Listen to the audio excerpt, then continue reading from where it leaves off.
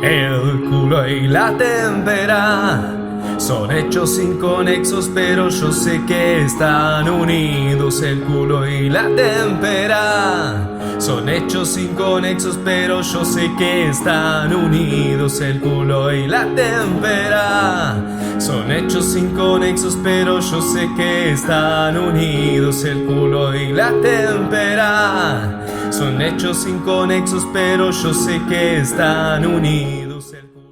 Buenas tardes, buenos días, buenas noches, podcast escuchantes. Esto que están escuchando es El culo y la témpera, un podcast en el que entrelazamos hechos que parecen no tener relación entre sí, pero demostraremos lo contrario. En este caso analizaremos 3 hechos sucedidos en el año 1973. Yo analizaré uno de los discos más emblemáticos, si no acaso el más, de la historia de rock nacional argentino, también emblematizado por el presidente actual de la nación, Alberto Fernández, y me acompañan unas personas muy especiales, entre ellos el señor Pipi. ¿Qué tal, señor Pipi? Cuéntenos de qué iba a hablar usted.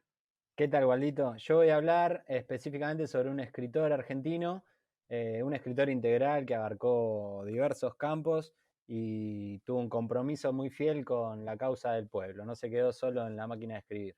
Después les contaré su historia. Muy bien, y no solo me acompaña Pipi, también está el señor Rodrigo Giacomelli, Rorro. Hola, Rorro.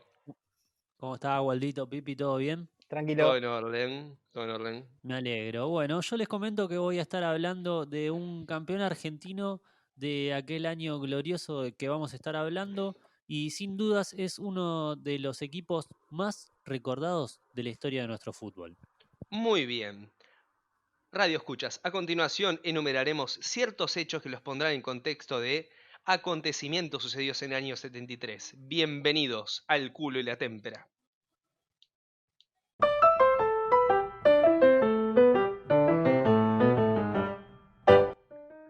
Foreman derrota a Fraser. Cortázar edita el libro de Manuel. Spinetta lanza el doble pescado 2 y su amor fue Artaud. Pink Floyd sorprende con el lado oscuro de la luna. Luego de 18 años en Argentina, retornan las elecciones democráticas sin ningún tipo de proscripciones a partidos políticos. Gana y asume Cámpora. Led Zeppelin edita Houses of the Holy. Estados Unidos se da por vencido en la guerra contra Vietnam. Se edita El caso Satanowski de Rodolfo Walsh. Bob Marley lanza Catch a Fire. Sí, ese mismo disco donde sale fumándose un charuto. Retorna Perón a la Argentina, sucediéndose la llamada masacre de Seiza. Se llama nuevamente a elecciones y Perón resulta electo por sobre Balbín. Las guitarras se estremecen y salen Papos Blues volumen 3 y 4. La obra de Fabio Juan Moreira es estrenada en cines nacionales. En Uruguay, el presidente electo Borlaberry se da a un autogolpe de Estado que durará 12 años. Nixon es reelecto presidente de Yanquilandia.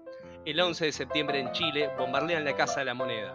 El general Pinochet da comienzo a uno de los golpes de Estado más largos en Latinoamérica. El presidente electo Salvador Allende resiste hasta más no poder, viéndose acorralado hasta el suicidio. Asesinan y torturan a miles, entre ellos al músico Víctor Jara. Osvaldo Soriano edita Triste y Solitario Final. Huracán gana el campeonato metropolitano. El grupo armado Montoneros, antes de pasar a la clandestinidad, asesina a Rucci, mano derecha del general Perón y secretario de la CGT. Se estrena la película Operación Masacre, basada en el libro homónimo.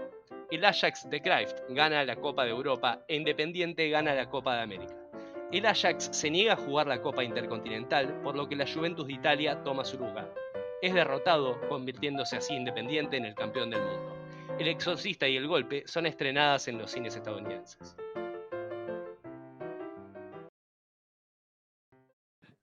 Bueno, y soy el encargado de empezar con el culo y la témpera del día de hoy. Vamos a desarrollar el año 1973, como contaba Waldito, y como la línea de tiempo nos contextualizaba. Este es un año marcadamente por la coyuntura política. Vuelve el general Perón al país después de 18 años de proscripción, después de la llamada Revolución Libertadora en 1955, que había terminado con su segundo mandato. Y yo voy a hablar específicamente de Rodolfo Walsh, un escritor nacido en 1927. Él era un escritor que abarcaba diversos campos. Había escrito obras para teatro, dos, una llamada La Granada y una llamada La Batalla, que curiosamente circulaban alrededor del mundo militar, burlándose de él, ¿no? En La Granada es un soldado que destraba una granada por error, le pone el dedo para que no explote y toda la obra transcurre sometiéndolo a juicio por su estupidez o si era un infiltrado y si tenían que hacerlo explotar o ver cómo salvarlo. Siempre burlándose de la estupidez militar. La cuestión es que Walsh estaba más volcado a la ficción, había sacado varios libros, Un kilo de oro, Variaciones en rojo, cuentos sobre un internado irlandés, Alguien está sobre la sombra del gato, había generado personajes, pero siempre en el plano de la ficción. Cuando explota la Revolución Cubana en el 59, él se va a través de un contacto, un argentino llamado Massetti, a trabajar en Cuba a una empresa llamada Prensa Latina, entre las que estuvo nada más ni nada menos que Gabriel García Márquez. Ahí el chabón se empieza a politizar y se empieza a dar cuenta que la revolución popular antiimperialista es posible. De hecho, descifra los telegramas encriptados que mandaban desde Guatemala, que anticipaban la invasión de Bahía de los Cochinos en el 61 para Cuba. Importantísimo el labor de Walsh, que sin quererlo lo descubrió. Perdón, ¿descifraba códigos? Sí, él se empezó a dar cuenta que llegaban unos telegramas con unos números que supuestamente no tenían conexión entre sí, pero que se repetían. Entonces se tomó el trabajo de desencriptarlos, no me preguntes cómo hizo, pero lo logró. Claro. Y eran mensajes que venían directamente desde la CIA para atacar la Revolución Cubana desde sus inicios, en el 60, él se da cuenta, un año después. En varios panoramas, ¿no? Sí, de hecho, la invasión de Bahía de los Cochinos fue en el 61 que Walsh ya se había ido de la isla, pero el ejército del pueblo logró sublevarla. Qué grande. En el 61, como decíamos, él vuelve al país, pero ya mucho más politizado. De hecho, en el 63 saca su famoso cuento Esa mujer, que es un cuentazo sobre el robo del cadáver de Eva Perón por parte de esta revolución libertadora que había triunfado en el 55. Es un cuentazo que habla de Eva sin nombrarla. En ningún momento se la nombra, pero es increíble, es una reunión que él tiene con un general en su rol de periodista, indagando qué había pasado con el cuerpo de Eva, ¿no? Bueno, y ahora ese era un poco el contexto, cómo venía la cabeza de Walsh, que ya estaba politizando y escapándose de la ficción para darse cuenta que su rol podía ser algo más, podía cambiar la conciencia de la gente y hacerla hacer la revolución. Entonces, en el 73, que es el año que nos vamos a abocar, Walsh fue muy prolífico, demasiado prolífico, a nivel editorial, a nivel cinematográfico y a nivel político también. Él en el 73 publica un cuento llamado Un oscuro día de justicia, que era una gran metáfora. Ese cuento estaba escrito en el 67, pero no inocentemente lo reedita y lo publica en el 73. El 67 había sido el año en que matan al Che, y en notas Walsh dice que había sido la inspiración para hacer este cuento. El cuento va de un internado de chicos irlandeses que él llama el pueblo. Él llama como que los chicos cuando están ahí en el internado es el pueblo. Y hay un rector, no sé cómo llamarlo, que los hace pelear entre ellos para que apuesten, los trata muy mal, todos los chicos lo odian, pero nadie se anima a sublevarse contra el rector. Entonces, uno de los protagonistas del cuento le escribe una carta a su tío, el tío Malcolm, que vendría a ser una analogía de Perón o del Che Guevara, si se quiere, pero sería como un líder externo, que les dice que el domingo va a ir al internado y al rector lo va a cagar a piña, ¿viste? Entonces los pibes están esperando que llegue el tío Malcolm. Cuando llega, se da la batalla, todos los pibes arengando, parece que lo va a noquear al rector, pero en un momento se distrae y se da vuelta, mientras los pibes aplaudían, y el rector le rompe una silla por la cabeza y lo derrota. Entonces el chabón termina haciendo una gran metáfora diciendo que la liberación está en manos del pueblo, del poder popular, que puede ser que una figura los represente, pero no tiene que dormirse en que él va a ser quien los salve, ¿viste? Podría ser una gran analogía a la vuelta de Perón, y no inocentemente lo reedita un cuento de hace 6 años, lo publica en el 73. Interesante, perdón, haciendo una analogía entre el Che Guevara y Perón, la vuelta, digamos. Así como Perón también podría ser vencido. Más que nada como el líder de una causa popular, como que no te creas que si muere ese líder tiene que morir la causa, que el poder está en el pueblo. Ah, bien, bien. Yo creo que eso quería decir. También en el año 73 sale editado el caso Satanowski, que es la segunda parte la tercera parte, perdón, de la trilogía investigativa de Rodolfo Walsh, que podría llamarse como la fundacional de la no ficción. Hay grandes debates que dicen que Truman Capote con la sangre fría. Mentira, esa es una gran mentira que nos vendieron los yankees. Solo quería Claro, decir bueno, eso. Sí, Pipi. pero yo no quiero creer que Truman Capote plagió un estilo, sino que en diversas latitudes Claro, claro, se pasó eso. dio la misma inventiva. Claro, claro. Bueno, la cuestión es que esta trilogía investigativa de Walsh arranca con Operación Masacre, un libro del año 57 que relata los fusilamientos de grupos peronistas en un basural de José León Suárez, que organizaban la resistencia después de la Revolución Libertadora. De hecho, esta revolución, después de esta investigación de Walsh, por los peronistas se empieza a llamar Revolución Fusiladora. Y lo curioso es que Walsh, hasta el derrocamiento de Perón, era de derecha, más bien, por decirse. Él era así, era un intelectual de derecha. De hecho, él decía que era marxista, pero terminaron sus investigaciones siendo símbolo de la resistencia peronista. Bueno, esta trilogía que empieza con Operación Masacre, sigue con Quién mató a Rosendo en el año 69, que es la Sí, investigación de un líder sindical que lo mata en una pizzería de Avellaneda, que Walsh sí, sí. también investiga que los tiros provenientes del grupo contrario habían provenido de su mismo grupo, por una interna sindical, ¿viste? Y esta trilogía termina con el caso Satanowski, que publican este año que estamos abordando, que es el 73, que habla sobre el asesinato del abogado de Peralta Ramos, que era el apoderado de las acciones del diario La Razón, uno de los diarios que quería la Revolución Libertadora expropiarse como todos los medios afines al peronismo.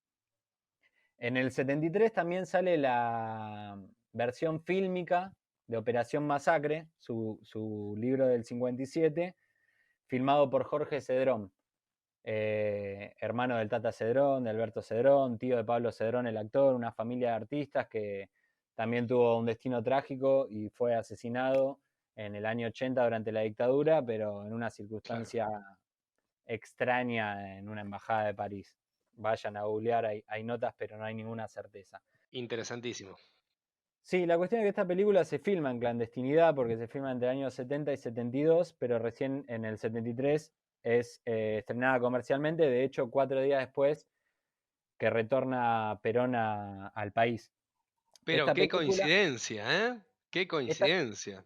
esta Claro. película fue filmada siempre de noche, todas las escenas de exterior son filmadas de noche y si no son de interior. Hay una sola escena de día en el basural donde cometieron los fusilamientos, que cuentan las anécdotas que la tuvieron que filmar como 20 veces porque siempre pasaba una patrulla y le tenían que decir que estaban filmando una publicidad.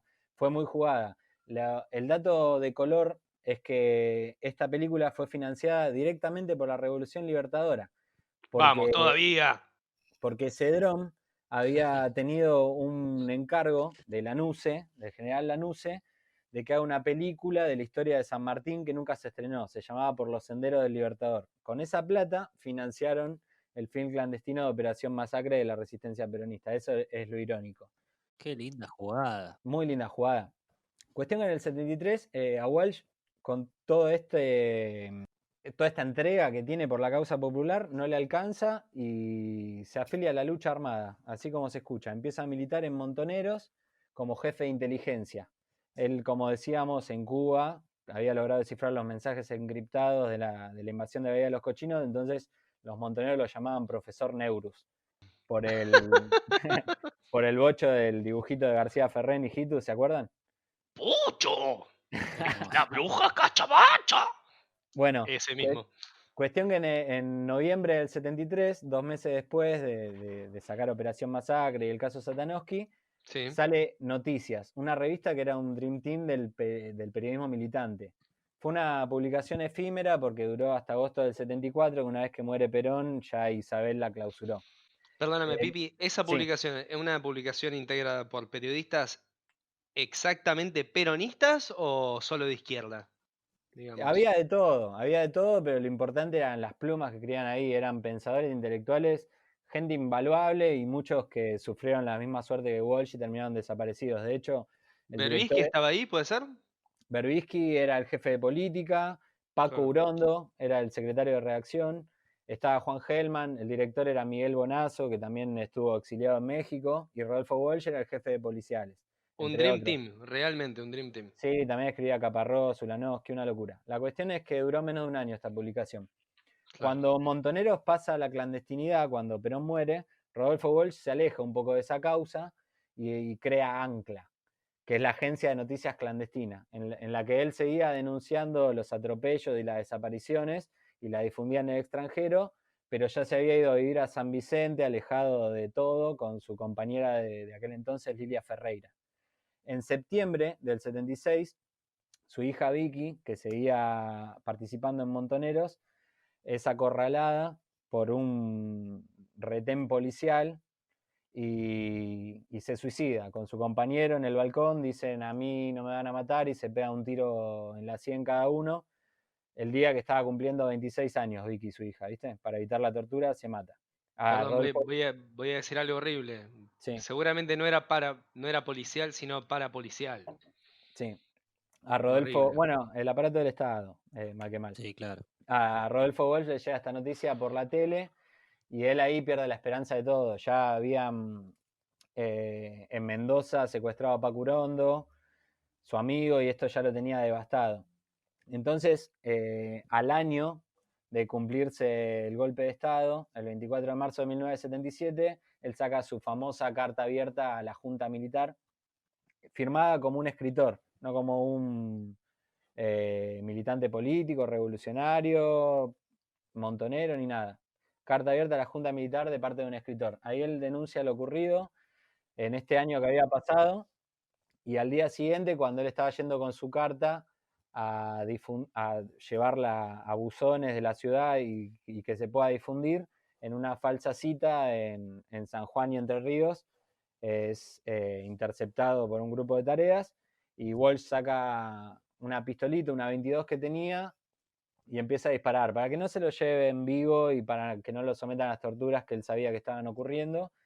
Y bueno, tal cual es su plan, lo destrozan a tiros. El tema es que no solo se llevan su cuerpo, sino que saquean su obra intelectual. También van a la casa de San Vicente, que por suerte no estaba habitada por su compañera de aquel entonces, y se llevan todos sus escritos, incluso un cuento inédito llamado Juan se iba por el río, Sí. que Lilia Ferreira, que actualmente ha muerto, pero ha llegado a recordar el inicio, que era Juan Antonio, lo llamó su madre, Duda era su apellido, y relataba de una persona golpeada por la historia, un derrotado de la historia, que se iba al río a pensar en su vida, y de repente veía que el río comenzaba a bajar. Entonces él montaba un caballo y se metía al río y empezaba a atravesarlo. Y cuando ya era un punto perdido en el horizonte, él con su caballo, el río empezaba a crecer y terminaba el cuento. Eso es lo que puede reconstruir Lilia, su compañera, pero la verdad es que se lo llevaron los militares y nunca lo podremos leer en su totalidad. Yo Hermoso. quisiera... Aparte, perdón, muy Sí, significativo. Junto con su final, ¿no? muy significativo. Él, el día que termina la carta abierta a la Junta Militar, había terminado el cuento, lo tenía ahí arriba de su mesa, listo para publicarlo, y como habíamos hablado en el cuento de esa mujer, del secuestro del cadáver de Perón, o como habíamos hablado en el cuento Un oscuro día de justicia, del internado irlandés, que hablaba de los líderes políticos, seguro tenía ahí un mensaje, algo para transmitirle a la revolución, que lamentablemente se perdió. Y quisiera cerrar esta columna con la última frase de Rodolfo en su carta abierta, con la que cerraba diciendo: sin la esperanza de ser escuchado, con la certeza de ser perseguido, pero fiel al compromiso que asumí hace mucho tiempo de dar testimonio en momentos difíciles. Rodolfo Walsh, cédula de identidad 2.845.022. Buenos Aires, 24 de marzo de 1977.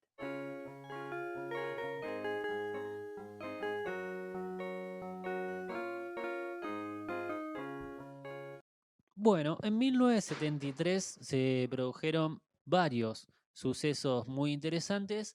Del evento deportivo que vamos a estar hablando es del Huracán campeón del Metropolitano 73. Ustedes dirán, ¿qué tiene que ver Huracán con Rodolfo Walsh? En principio, lo que hay que explicar es que este equipo de Huracán tiene un vínculo con el peronismo bastante importante, está muy politizado. Digamos que este equipo firmaron la solicitada que hablaba de la vuelta de Perón. Estamos hablando de Carrascosa, Houseman, Brindisi, Babington, Basile, Fatiga Russo y hasta César Luis Menotti, que era el técnico de aquel equipo, firmaron la solicitada en la que pedía un deporte para el pueblo, liberación o dependencia, cámpora al gobierno, Perón al poder. Y muy genuino también el panfleto de Huracán, ¿no? Porque nadie esperaba una manifestación política de un equipo de fútbol. De hecho, creo que debe haber sido uno de los pocos que se manifestó sobre esto. Sin lugar a dudas, dentro del fútbol son pocas las voces que se alzaron. Sin embargo, ese plantel de Huracán tenía líderes muy importantes y eran líderes no por la edad, porque si se quiere eran jóvenes de 20 y pico de años. El más viejo era Basile, que tenía 29 años y que ya tenía su recorrido, ya había salido campeón del mundo con Racing, pero sin embargo estaban mezclados con lo que era la sintonía de época, digamos, ¿no? No podía pasar desadvertido cómo esa generación estuvo vinculada y se empapaba en cuanto a la relación con la sociedad. No podían solo ser jugadores de fútbol. Y sobre Comprometidos. todo, estaban comprometidos, claramente. No les pasaba de largo, como seguramente hoy vemos, y a lo largo de la historia hemos visto un sinfín de jugadores que fueron enormes futbolistas, pero que a la hora de hablar de la realidad esquivaron el bulto, como en su caso Michael Jordan para tratar de vender zapatillas a todos los partidos, tanto republicanos como demócratas, Buen punto. como así puede parecer la figura de Lionel Messi. ¿O ustedes lo escucharon a Lionel hablar al respecto de alguna situación política? No, de ninguna. Absolutamente de nada. De hecho, tiene para hablar, ¿no? La independencia de Cataluña. Si hablara Messi, muchos escucharían, supongo. Y bien callado Sin está. lugar a dudas. Ese es el caso quizás más emblemático, si se quiere, porque estamos hablando de Cataluña. También lo referente a la política argentina, a la política nacional, no hizo ninguna mención al respecto. Para algunos será un dato de color, para otros que una persona que tenga la tamaña importancia de Lionel Messi hablar a favor o en contra de algún suceso político sería mucho más interesante y enriquecería su figura. Bueno, para continuar hablando de este huracán del 73 y de los vínculos que tiene con Rodolfo Walsh, hay que adelantarse un poquito en el tiempo. Vamos a ir a mayo del 76. Esto gracias a una producción de Paula Bonomi y Julieta Sajade, que lo hicieron para gente de la Comisión Provincial por la Memoria, en un informe que redactaron y en documentos que pudieron acceder ellas. En su momento cuentan una historia de un partido entre Huracán y Estudiantes, en mayo del 76, recordemos. Huracán llegaba a La Plata y dentro de la barra de Huracán había un grupo que estaba vinculados con Montoneros. ¿Qué pasa en ese partido entre Huracán y Estudiantes? Bueno, la barra de Huracán en el segundo tiempo despliega una bandera detrás del arco con la leyenda de Montoneros. La policía actúa, reprime, como es costumbre, termina dando un disparo sobre Noya, un hincha de Huracán que se había acercado junto a su hijo de 16 años a ver el partido. Días después fallece. Todo Los eso en diarios la. de la época... Perdón, Rodri. ¿Eh? ¿Todo eso en la Sí. cancha durante el partido?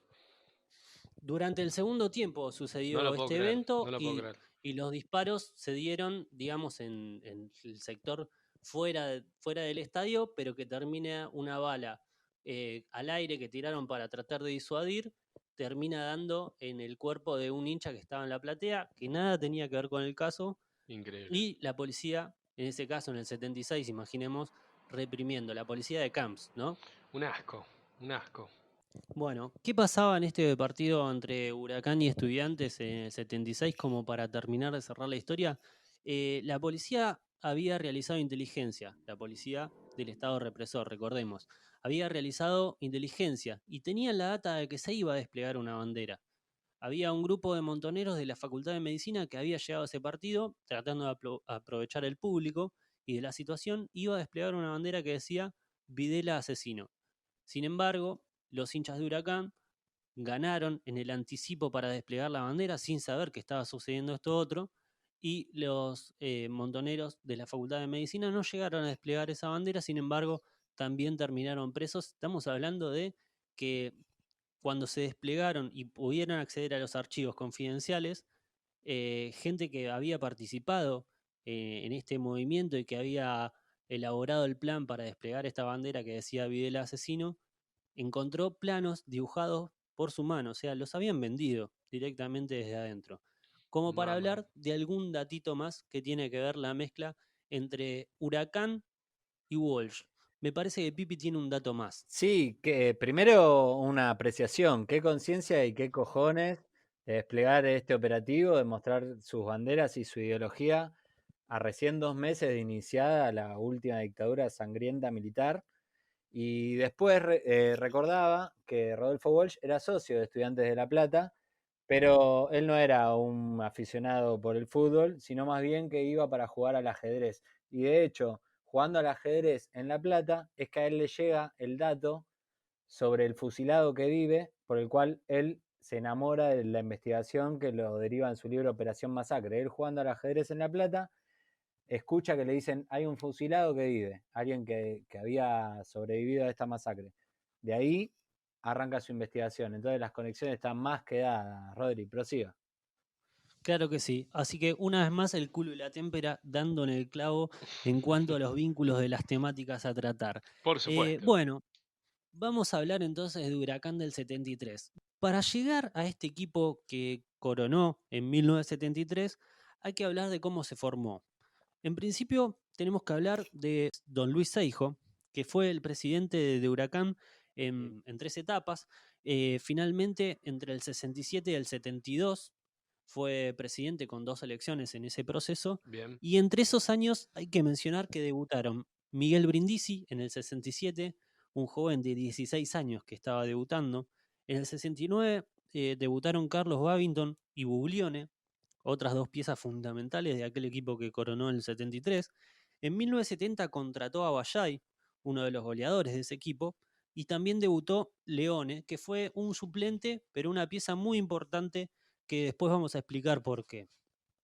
En el 71, don Seijo viajó a Rosario para contratar al ayudante del gitano Juárez, que en ese momento dirigía Newell's. Estamos hablando de César Luis Menotti, Apa. una figura más que importante del fútbol argentino, y bajo la dirección técnica del Flaco, Huracán logró contratar a Alfio Basile en el 71, luego a La Rosa, Fatiga Russo y Roganti en el 72, y finalmente, cuando ya hay un cambio de presidencia en 1972, bajo el mando de David Lorenzo Brucato, que se convirtió en el mandamás del Globo, en el 73 llegaron Houseman, Carrascosa y Chavay.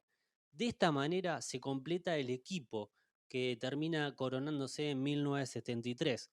Un equipo que, sin dudas, para cualquier futbolero sale de memoria, porque logró un juego muy vistoso, era un equipo que jugaba, que iba al frente, que goleaba, una verdadera obra de arte del fútbol moderno. Hay que decir que en el 72 logró salir en el tercer puesto. En el 72, ¿quién salía campeón, Pipi? San Lorenzo, primer bicampeonato. Exactamente, en el 72 Ajá. salía campeón San Lorenzo. Primer Sin bicampeonato. embargo, cuando se cruzaron San Lorenzo y Huracán, Huracán ganó 3-0. De aquel Metropolitano del 72 ya empezaba a mostrar un Huracán más muy vistoso, goleador. Sin embargo, le costaba en la parte defensiva. Ese equipo con Brindisi fue goleador del campeonato con 21 tantos. Y el segundo goleador fue también un jugador de Huracán, que estamos hablando de Roca de Terrible, Vallay con 17. terrible. Estamos hablando de la previa de este equipo del 73. Se Pero estaba claro, ese formando. equipo perdió muchos partidos, perdió 8 partidos, logró 66 goles a favor y 49 en contra. Finalmente en el 73, con la llegada de Houseman, el equipo de Menotti adquiere una pieza fundamental de desequilibrio, que la gente no lo conocía, y llegó una perla que sin dudas pudo brillar gracias al armado que tenía aquel equipo, que estaba comandado desde el fondo por el Coco Basile, que era una pieza clave, con mucha experiencia. Recordemos que llegaba del Racing del 66, 67 de Pisuti, había llegado Huracán en el 71, se había convertido en la voz de mando. Después tenía un equipo que formaba con Miguel Ángel Brindisi, que era un 8, que para la época era increíble por la capacidad física que tenía, la capacidad física y de despliegue. Todos tenían muy buena pegada, todos tenían muy buen trato con el balón y sabían lo que tenían que hacer en cada una de las facetas del juego. El arranque fue demoledor. Para empezar a analizar lo que fue, 6 victorias en las primeras 6 fechas con goleadas: 6-1 Argentinos Juniors, 2-0 frente a Newell's en Rosario, Apa. 5-2 contra Atlanta, 3-1 a Colón, 5-0 a Racing en Parque Patricios, 1-0 a Vélez en el Amalfitani y llegó el primer empate que fue contra Estudiantes en La Plata. En la octava fecha queda libre porque se jugaban 17 equipos, entonces siempre uno quedaba libre. Y la primera derrota se produce en la fecha 9, que es frente a River, uno de los virtuales o uno de los posibles equipos que iban a pelear el campeonato, en la cual es un partido que termina ganando a River, pero sin embargo a Huracán tiene 2 penales a favor, los ejecuta Brindisi, pero son atajados por el arquero de River, entonces el partido termina simplemente 1-0 en el Monumental. ¿Era bueno Esa River en fecha, esa época? ¿Era un buen equipo? sí, claro, era. River siempre fue bueno. Ah, muy bien. Poderío económico. Bien. Encima era un equipo que estaba predestinado a pelear el campeonato, junto a Boca, junto a San Lorenzo, y Huracán apareció como esa sorpresa que emergió en este campeonato. La única fecha de las 34 fechas que se jugaron, un torneo que se jugaba a 2 ruedas, o sea, cada uno de los equipos se enfrentaron 2 veces, uno como local, otro como visitante, igual. La única fecha en la que Sí. Huracán perdió la punta fue en esta fecha número 9, que fue cuando River logró vencerlo. Y estamos hablando que logró superarlo River y alcanzar la punta del campeonato porque Huracán había tenido una fecha libre, si no, venía con un récord hasta ese momento de enfrentarse a River invicto y recién llegó a la primera derrota en esta fecha número 9. Después ganó frente al Boys, un partido menor, 1-0, y llega a la fecha 11 donde gana 5-0 en el Gigante de Orrillito. ¿Qué pasó ese día y por qué es tan recordado aquel encuentro? Terrible, Rodri. Por- Y te interrumpo un segundo para decirte, en Sí, esa época se daban 2 puntos por partido ganado. Si no, la diferencia hubiese sido abismal, porque no paraba de ganar. claro. Y en este partido, especialmente frente a Rosario Central, en el Gigante de Arroyito, luego del tercer gol de Huracán, la hinchada rival se paró a aplaudir. Ah, espectacular. Estamos hablando de un fútbol que tiene una rivalidad que ya en esa época era muy importante. Sin embargo, las hinchadas rivales se paraban a aplaudir el juego de Huracán. No, De hecho, me ese equipo, recuerda al Huracán de Capa que no logró campeonar, pero que vislumbraba y que yo como cuervo me daban ganas de ver sus partidos, de lo lírico que era.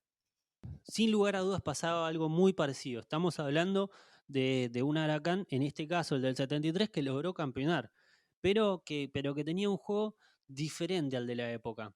Después hay que seguir analizando la jornada. Siguió el campeonato, sigue ganando, le gana a Chacarita 2-0, 2-1 Independiente, 5-2 a Ferro, empata con el Lobo en La Plata. El Lobo es el equipo que más le costó a ese Huracán, sin lugar a dudas. En la fecha 16 empata 2-2 el clásico con San Lorenzo y llega una derrota dura 4-1 contra Boca. Ah, Así cerraba la primera rueda del campeonato, donde Huracán quedó primero, seguido por Independiente, River y Boca. La segunda parte del campeonato, ahí ya es donde cae un poco el rendimiento de Huracán. ¿Qué pasa? Argentina en esa época tuvo que clasificarse para el campeonato de la Copa del Mundo de 1974. claro. Unas eliminatorias que no se juegan como ahora, sino que los jugadores eran cedidos en pleno torneo y tenían que ir a jugar y a disputar esos partidos. Por eso el equipo sufrió mucho las bajas, No se porque no solo suspendía la fecha, no se suspendía la fecha, sino que los jugadores se le iban, quitaban su Huracán figura. terminaba. Claro, y Injusto. Huracán le convocaron por lo menos a 5 jugadores. Estamos hablando de Carrascosa, de Babington, No, de terrible. Brindisi, Le desarmó de el equipo. Houseman, de Aballay, prácticamente toda la delantera. No en todos los partidos, pero en varios partidos tuvo que recurrir a otras piezas para tratar de terminar el torneo de la mejor manera.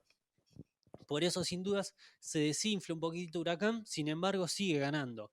Y lo que más logra mantener esta segunda racha es en base a su aspecto defensivo, porque recibe muy pocos goles. En la segunda rueda, solo 10 goles le convirtieron a Huracán, que mermó un poco el rendimiento. Sin embargo, fue un equipo netamente goleador, que fue un equipo muy vistoso y que uno lo tiene en la memoria porque tuvo grandes jugadores. Digo, el equipo que sale de memoria es Roganti, Chavay, Basile, Buglione, Carrascosa, Fatiga Russo, Miguel Brindisi, Carlos Babington, Houseman Abayay y Omar La Rosa. Esos sin duda serán el 11 de aquel equipo quemero que le llevó grandísimas alegrías y en el que se destacan jugadores muy importantes.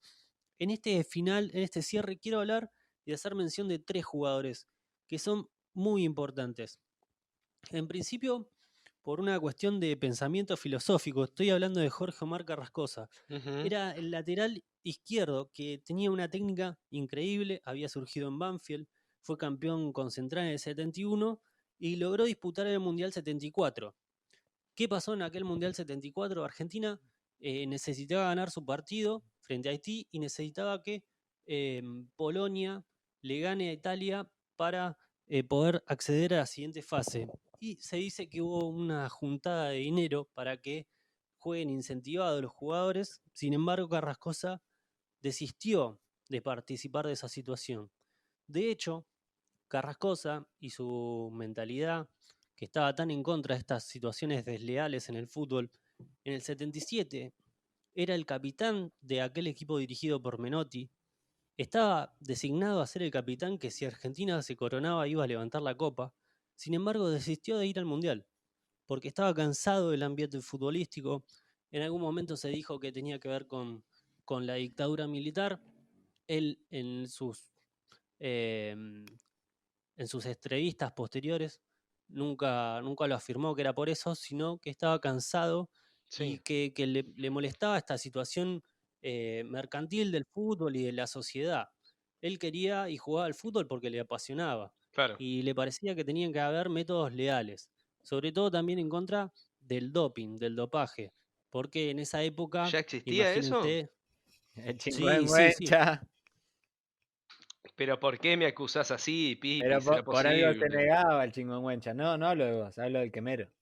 Ah, sí, claro, no, de él. no, en realidad él todo lo contrario, él no quería participar, o sea, él no quería participar de cómo se dopaban para tratar de sacar beneficio. Ah, entendí mal. No, no, no, él estaba en contra, le molestaba eso. Sobre todo porque tenía que ver, no sé si con una actividad como uno puede creer que son las drogas hoy en día, sino en ese aspecto de tratar de sacar un beneficio físico, sobre todo porque no se investigaba tanto, recién empezaba a haber cuestiones de antidoping. En esa época era muy libre la cuestión, no estaba tan regulado. Entonces pasaban sucesos que algunos futbolistas, como en el caso de Carrascosa, lo repugnaban y decidió no participar. Otro jugador del que quiero hablar, ya lo hago cortito porque quiero que el cierre sea entretenido. Quiero hablar de Miguel Ángel Brindisi. Estamos hablando de un jugador que debutó en Huracán a los 16 años. Unos ojazos. Unos ojazos, sí, Ojazos. claro. Claro que sí. Hay que decir de él que rechazó ofertas del Ajax, del Marsella, del Sevilla y del Real Madrid ¡Apa! cuando, cuando estaba en Huracán y luego en el 74, porque quería poder ser parte de la selección y participar en las eliminatorias. Y en esa época, si vos te ibas del país, los clubes no te dejaban ir a participar en estos encuentros, Ah, como mirá qué bien. decimos, por esto de que mientras participabas en la selección te perdías fechas con tus clubes. Claro. Entonces decidió rechazar ofertas honorosas del fútbol extranjero y por esto recibió una medalla de la Reconstrucción Nacional por parte Esa. de Juan Domingo Perón. Mirá qué grande. Por hacer patria. Claro, como un ejemplo Digamos, ¿no? por hacer patria, se lo dio en aquellos años, en el 73, poquito tiempo antes de su muerte. Del último emblema de este equipo que quiero hablar, y que no puedo dejar pasar, aunque sea hablar unos minutos, es de el loco René Houseman. ¿Quién era el loco René? Un genio, un genio. Sin lugar a dudas. Para algunos, una mezcla entre Garrincha y Maradona. Para Babington, mejor que Maradona, por ejemplo.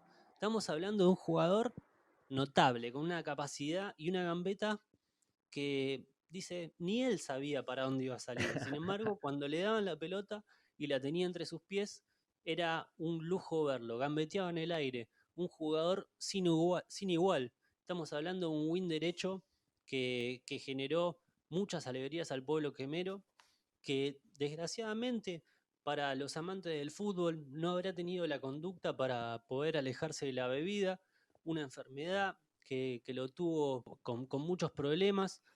Él cuenta la anécdota de manera graciosa que le hizo un gol borracho a River, que llegó a las 11 de la mañana sin saber que se jugaba ese partido, que los compañeros le dieron 2, 3 jarras de café, que lo tiraron a la ducha, que no sabía qué le pasaba. Había llegado después del festejo del cumpleaños de un hijo. Algunos dicen que las fechas son inexactas, que no puede ser, sin embargo, seguramente en algún momento habrá jugado borracho ¿Algún motivo el para loco festejar René, tu René? sin lugar a dudas. Un jugador que llegó a escapar de la concentración de la selección para ir a jugar un picado con los amigos, que, entre otras cosas, se negó a darle la mano a Videla cuando Argentina salió campeón del mundo. Ah, bastante grosso, ¿eh? Que tiempo después dijo que si él se hubiera enterado de lo que estaba sucediendo en ese momento no hubiera jugado el Mundial. Claro. Bueno, señores, este fue el huracán del 73. No quiero dejar pasar la chance de agradecerle a Gonzalo Minisi, que un historiador vinculado a Huracán que me brindó muchísima información, más todos los amigos quemeros, Facu de la Peña Huracán, Waldo. entre otros. Estamos hablando de Fermín también, que me brindaron una mano muy grande para poder hacer este informe que creo que fue bastante redondito.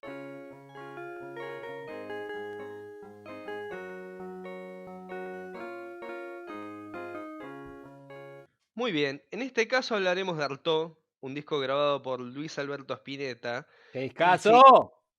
absolutamente, Pipi, sí, estamos todos de acuerdo. Es un disco firmado por un grupo llamado Pescado Rabioso, grupo que ya había sido desintegrado en el mismo año, ¿de acuerdo? Y por lo cuanto Spinetta dijo, todo aquello músico que haya formado parte de esta banda no forma parte de la misma. Es una idea formada por Luis Alberto Spinetta. Por Pescado Rabioso pasaron tales músicos, Bocón Frasino, Black Amaya, David Lebón, Carlos Cutaya, etc. Pero realmente lo que quería hacer Luis Alberto Spinetta era celebrar justamente Pescado Rabioso y decir que él era realmente Pescado.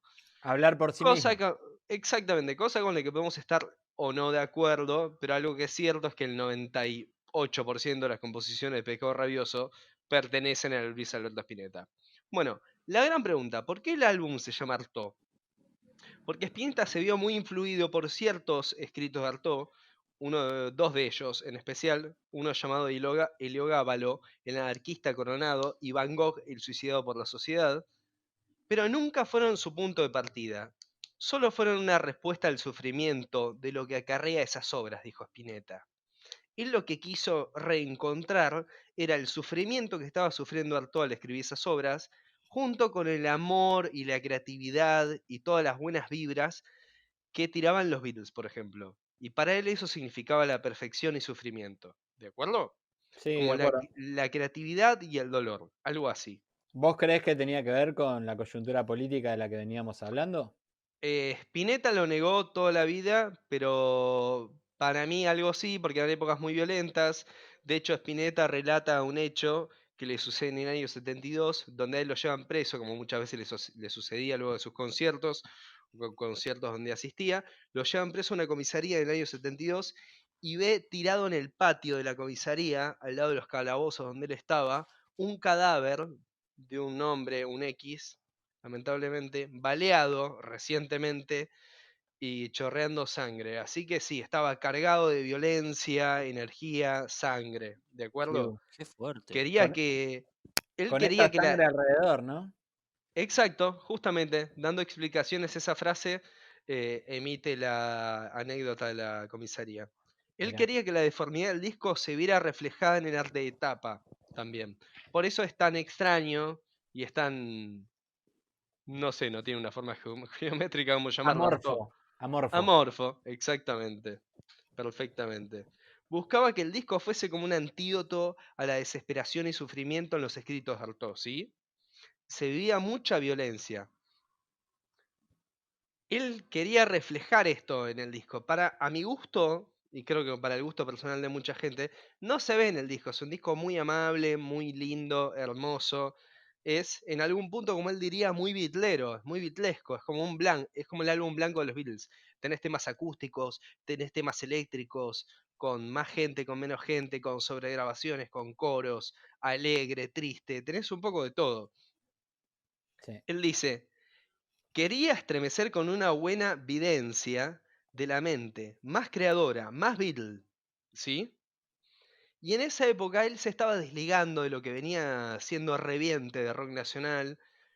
Había mucha gente, no sé, justamente en el año creo 73, Muere Tango. Había mucha gente que venía muy mal con drogas en el rock nacional y él un poco se está desligando de eso.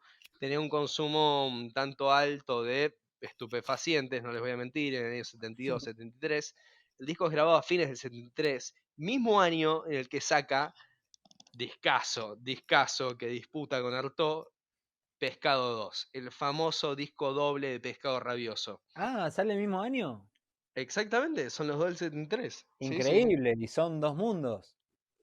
Son dos mundos. De hecho, la banda que grabó Pescado 2 estaba ensayando los temas de Artaud, pero ellos querían ir por una onda más bluesera, más tirando a Papos Blues, otra cosa, ¿sí?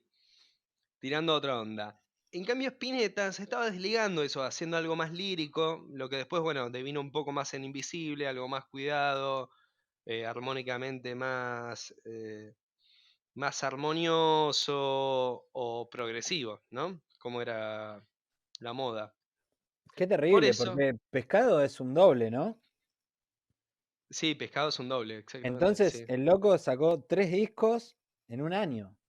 Sí, sí, sí, prácticamente, sí. Increíble, increíble. Solo 2 temas de Pescado 2 están anotados a nombre de otra gente. Mañana o Pasado por la Ville de Bon Sí, y Muerte de la Noche Negra por Black Amaya.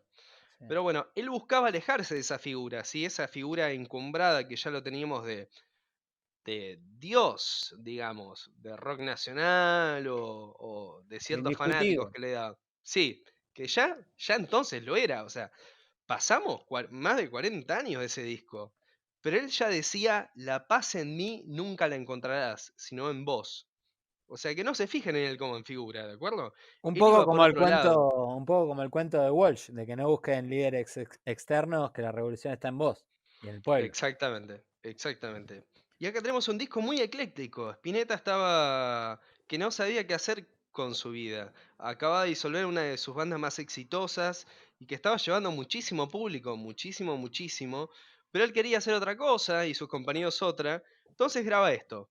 Distintos temas que tenía ahí en el tintero, unos más eléctricos, más rockeros, como se ve en el disco. Tenemos 4 discos del disco digo. El disco tiene 9 temas. 5 de ellos son acústicos, ya sean con piano y voz o guitarra y voz. Y otros 4 súper eléctricos, hard rockeros, más en la línea de una mezcla entre Zeppelin y Crimson. Spinetta me putearía grosso si me escuchase, pero es una cosa así, digamos. Y para ello recluta a su hermano en batería, Gustavo Spinetta, para algunos de sus Mirá, temas, Rodolfo García, en aquel entonces baterista de Aquelarre, y ex Almendra, baterista de aquella famosa banda, y también a su más mejor amigo de toda la vida, Emilio Del Guercio, en bajo. pero entonces Que es Almendra con su hermano en batería. un poco sí y un poco no, digamos. Me gusta En verlo cu- así. a mí también me gusta verlo así. En 4 de los temas del disco, tenemos esa configuración. Tenemos a Emilio Del Guercio en bajo. Justamente en los créditos del disco figura, dice, muchas gracias al grupo Aquelarre por prestarme a tales músicos, etcétera. Y se los agradece clementemente porque compartían escenario constantemente. Y para los temas eléctricos utiliza a Gustavo Spinetta en batería, como en Cementerio Club y Bajan, a Rodolfo García en Cencerros, Coros, en Superchería y las Habladurías del Mundo, y Emilio Lercio están todos los temas eléctricos, en Bajan, Cementerio, Superchería, las Habladurías. Pero los temas más interesantes, a mi parecer, y también para mucha gente, son los temas acústicos del disco. Aquellos temas bastante raros y también muy pegadizos, como son Todas las hojas son del viento, Por, La sed verdadera, Cantata, Astarosta. Temas bastante extraños. Y acá que Sí, tenemos. si vamos a hablar de disruptivos por un tema que son casi todos sustantivos, eh, es un ejercicio literario increíble. Si no me equivoco, lo Exactamente. escribió con su mujer, ¿no? Exactamente, con su mujer de aquel entonces, con Patricia. Lo escribe justamente en la casa de sus padres. Tenía una música para una canción y una melodía y no sabía qué letra ponerle. Y dice, ¿por qué no hacemos algo medio abstracto, medio surrealista? Y empiezan a enumerar palabras y así hacen Por. El track Increíble. número 3 del mismo disco, un tema increíble, hermoso y a la vez súper poético porque aunque no estén llevadas por una correlatividad las palabras, tienen una poesía que las concadena, ¿sí? Sí. Eh, pero bueno, vamos a hablar de el más famoso tema de todos, ¿de acuerdo? Que es Cantata. Spinetta hace su tema más largo, único y acústico del mundo y para el que muchos es el mejor tema compuesto por Spinetta. ¿Estás de acuerdo, Pipi? Sí, sí que sí. Es un tema de 9 minutos 12 segundos, que es Es una prácticamente... galaxia. Es una galaxia de Sí, acordes. exactamente. Sí, sí. Es el tema que todos quisiéramos tocar, si pudiésemos. Bueno, Claro. es el tema más mentado, de acuerdo por los fans de Spinetta y aquellos que no lo conocen. No es el mejor lugar para el que entrarle, pero allí se explaya y habla sobre todas sus inquietudes de aquel momento. Habla sobre Van Gogh, sobre el que escribió Artaud, habla sobre las cartas que Van Gogh le escribió a Theo, sobre el momento que estaba llevando la Argentina en aquel momento, un momento muy violento, y todo dicho desde un punto de vista muy abstracto. La letra es muy surrealista, sumamente surrealista, y la guitarra también. Tengamos en cuenta que es un tema grabado solo con guitarra acústica y algunas sobregrabaciones de la misma, no guitarra Che, eléctrica. Waldo, Sí, una pregunta, porque cómo no. seguramente muchos conozcan quién es Van Gogh, pero ¿quién era Teo? Theo era el hermano de Van Gogh, que era el manager de él en aquel entonces. Y Theo, muchos años después, luego de la muerte de Van Gogh, que murió a los 30 y pico, editó las cartas que Vincent le escribía a él. Muy famoso libro que se llama Cartas a Theo, ¿de acuerdo? De Que son cartas hecho, que Van Gogh le sí. escribió a Theo, su hermano. Claro. Libro que leyó Spinetta asiduamente. Dato de color, Spinetta leyó una versión reducida de ese libro, que debía tener aproximadamente 400 páginas, y hoy en día podemos conseguir en las librerías el libro ampliado que tiene casi 1000 páginas con todas y absolutamente todas las cartas. Libro interesante para todos aquellos que estén interesados en Van Gogh o en Spinetta o en Artaud, o en... O en el arte o en la vida. Exactamente, en arte en general. De hecho, he Bueno, sabido que Vincent en vida solo pudo vender una obra y quien regenteaba todas sus obras era su hermano que le mandaba lienzos, pinturas, plata para que él cree, ¿no? exactamente, porque Vincent era un incomprendido. No vamos a hablar de Van Gogh igual, pero era un incomprendido como Spinetta, como lo fue Walsh, que muchos años después se lo Como lo fue Artaud. también revalorizó la obra, ¿de acuerdo? De hecho, Vincent Van Gogh, por ejemplo, es uno de los primeros que da el puntapié al impresionismo, que retomarían los franceses como Monet, Manet, Renoir, ¿sí? Sí, claro. O William Turner en Inglaterra en paralelo. Eh, pero es un disco tan ecléctico, tan hermoso, que yo, la verdad, es perfecto, es perfecto. Es, para mí, a mi gusto, es el mejor disco de rock nacional de toda la historia y no tiene parangón alguno. Tenemos track número 1, Todas las hojas son del viento. ¿A quién no le gusta ese tema? Hasta a mi abuela le gusta. Es hermoso. Está dedicado a la famosa muchacha Ojos de Papel, quien fuera su primera novia y primer gran amor, creo que salieron durante 3, 4 años, y era cuando ella estaba por tener su primer hijo, y justamente a ella le dice, cuida bien del niño, cuídalo de drogas. Eh, Hermoso. sí, es un tema hermoso, absolutamente, y también meloso en el buen sentido, fogonero, fácil. Después salta Cementerio Club, un blues muy cansino. Que también sigue hablando de Chris, ¿no? Qué calor hará sin vos en verano. Exacto, Estaba bien, en bien, esa bien. el flaco. Totalmente. Seguía enganchado con la muchacha, exactamente. Pero es un blues así, bien pesuti, lindo. Después tenemos Por, un tema súper surrealista, hermoso, acústico. Después Superchería, también llamado Superstición, muy Qué bitlero. temazo, Y ahí qué se temazo. denota justamente el pincelazo almendriano que tiene este disco, como es en Superchería o en Bajan. Son temas que podrían haber pertenecido a una almendra, porque justamente él siempre ha sido en contacto con sus compañeros de almendra. Pero acá se revé eso. Bueno, en el 80 Almendra tuvo su resurgimiento, por supuesto.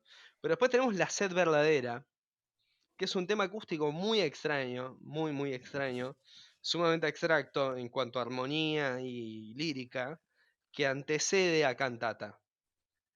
Y es una locura. ¿Qué quieren que les diga? Después tenemos Bajan que todos lo conocemos, ese famoso riff que rehizo Cerati, Astarosta, gran tema en el que Spinetta toca el piano, y termina con una especie de coda como si fuese Number 9 de los Beatles, una cosa bastante psicodélica con tapes y loops, y termina, no sin embargo, con las habladurías del mundo.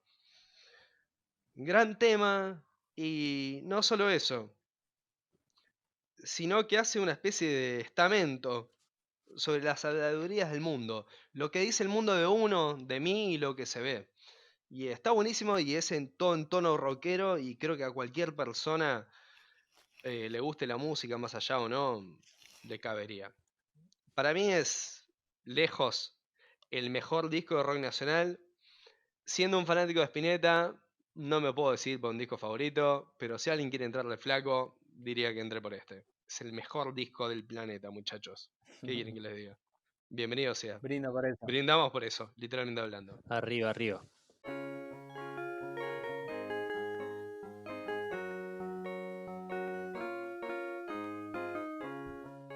Muy bien, y así como hablamos de Artaud, un disco tan significante para la historia del rock nacional, podemos decir que Spinetta trascendió muchas fronteras. Hasta Menotti lo llevó a la concentración del año 78 de la selección nacional en el Mundial y lo llevó para alentar a los muchachos, los que están a punto de jugar. ¿En Hasta serio? Menotti sí, ¿Pero así ha qué? ¿Lo pasado. llevó al vestuario con una guitarra? Sí, así dicen, así ¿Y dicen. qué Es una tema tocó? anécdota, no lo sabemos lamentablemente. ¿Qué tema crees que Eh, tocó? yo Y todos le pidieron, muchacha, muchacha, Sí, toca muchacha. asumo que muchacha. Y encima pienso que como él era tan fana del fútbol, etcétera, y que era alentar a los muchachos, sí, de haber tocado lo que le pidieron. De haber tocado lo que pidieron. En especial porque tenía buena onda con Menotti, era un tipo muy copado. Pero no solo eso, también quiero hacer un hincapié en el aspecto contracultural que siempre tuvo Spinetta, al igual que Walsh, de ir más allá de todo y luchar contra las convenciones sociales, musicales, políticas, artísticas y empresariales, siempre. Sí, yo recuerdo el comunicado que saca el flaco antes de sacar el disco doble de Los Socios del Desierto, que no lo editaba ninguna compañía, Sí, claro. cagándose en toda la industria discográfica y sabiendo que se cavaba su propia fosa, porque era Sí, el ámbito en el que él se movía, ¿no? Pero aún fiel a sus instintos, diciendo lo que pensaba, sin importarle las consecuencias. Está bien siempre lo hizo. que Walsh lo pagó con la vida, ¿no? Diferentes contextos, pero fiel a sus principios, ambos dos. Bueno, algo parecido, digo, ya lo comenté, pero bastante parecido con lo de Carrascosa, que Sí. decidió no participar del Mundial por estas cuestiones que tienen que ver con el mundo del fútbol y todo lo corrupto que se estaba vinculando. Y esos héroes anónimos que ahí quedan, ¿no? Porque Spinetta después trasciende, eh, Y Walsh también por su triste historia, pero de Carrascosa, ¿quién se acuerda, no? Alguien que le dio la espalda al poder, ahí No, quedó. claramente, claramente. Igualmente Spinetta no está en el lugar adecuado, nunca lo pusieron justamente porque las empresas discográficas nunca le dieron tanta difusión como merecía. Nunca, justamente por esta idea de ir a más, como diría Miguel Abuelo. Claro, de no quedarse en un molde. Bueno, No, y cerrando un poco estas tres historias, ¿ustedes qué piensan? ¿Que Huracán fue el equipo definitivo? Yo por mi parte creo que Walsh fue el escritor definitivo y no sé si vos, Waldo, pensás que Artaud fue el disco definitivo. de Spinetta pienso que sí, es el disco más significativo de Spinetta, pero invito a los podcast de escuchas a decir cuál es el disco definitivo de Spinetta o tal vez del rock O nacional del rock en nacional, total. tal cual. Para mí, el disco más significativo del rock nacional es Artaud, por lejos. Pero bueno, a ver, veamos lo que dicen la gente. ¿Y qué equipo podría hacerle frente al Huracán del 73, verdad? Uy, sin lugar a dudas, es muy difícil en esto en cuanto al fútbol, son muchas décadas que hay que analizar. Sin dudas, algunos te van a hablar de la máquina de River, del equipo de José de Racing. Si nos venimos más acá en el tiempo, se puede hablar El Boca de del Bianchi, Boca de Bianchi. sí, Este River de Gallardo en algún momento seguramente pueda disputar la pelea. sí, sí. Aquel equipo argentino junior que sale campeón, los equipos de Subeldía de Estudiantes, los Matadores de San Lorenzo. Rodri, perdón, Seguimos hablando de equipos y equipos y cada uno va a tener una bandera para tratar de salir a disputar esa pelea del mejor equipo argentino, pero para hablar de lo que fue este equipo de Huracán hay que ver cuál fue más vistoso que ese equipo, porque ganaba, goleaba Y y Gustavo. gustaba. Era un equipo realmente sensacional. o el Chaco Forever del 64, ¿verdad? Siempre hay que mencionarlo a Chaco Forever porque es lo que más oyentes nos trae. Así que, ya que está el pie, vamos a dejar que nuestros oyentes nos digan cuál les parece a ustedes que fue el mejor equipo de la historia del fútbol argentino. Y Muy bien. también, ¿cuál fue el disco definitivo del rock nacional o de Spinetta? Y yo saco del juego a Rodolfo Walsh porque todos sabemos que fue el escritor definitivo y nadie le llega a los talones. Bueno, ¡Epa! bueno, Bueno, bueno. listo. Estamos. Esto fue todo en esta edición de 1973 en El Culo y la Témpera. Gracias por escuchar. Sí, y los invitamos, por favor, a que en los comentarios nos digan qué fecha y qué evento cultural les gustaría que esté reflejado en esto que hemos dado en llamar el culo y la témpera. El culo y la témpera, el culo y la témpera, el culo y la témpera. Ya verás que están relacionados el culo y la témpera.